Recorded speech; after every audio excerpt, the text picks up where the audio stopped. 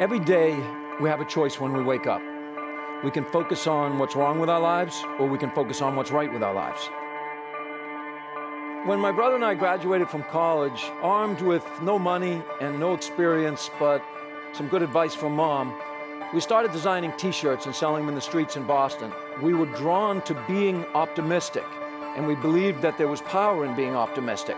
What was more important to us at the time, and what was a question mark, is it commercially viable? Will people actually buy those 3 words, life is good, and other optimistic messages? Well, they did. And we realized that we had a pretty cool job. All we had to do was ask people what they loved to do, and the business grew under our feet.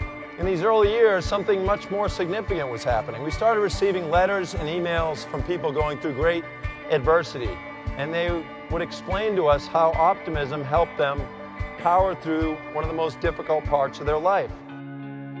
This is a young woman named Lindsay Beggin. When she was 10 years old, she was diagnosed with terminal bone cancer. They told Lindsay she wouldn't live longer than a year. And Lindsay was in a newspaper wearing that Life is Good hat. And they say, do you understand your prognosis? 10-year-old. And she says, yes. They don't think I'm going to live longer than a year. And the journalist says, can I ask why you're wearing a hat that says life is good? And she said, very matter-of-factly, before I was sick, I took my life for granted. But now I want to make sure every day counts.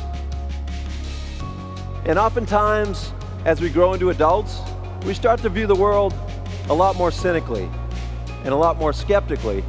And we start to see obstacles.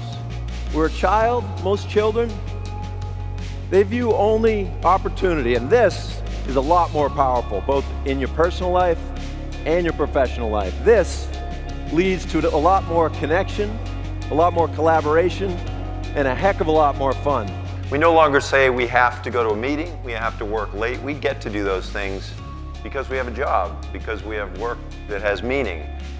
The whole idea of being a rational optimist is that you don't ignore that there's obstacles in the world.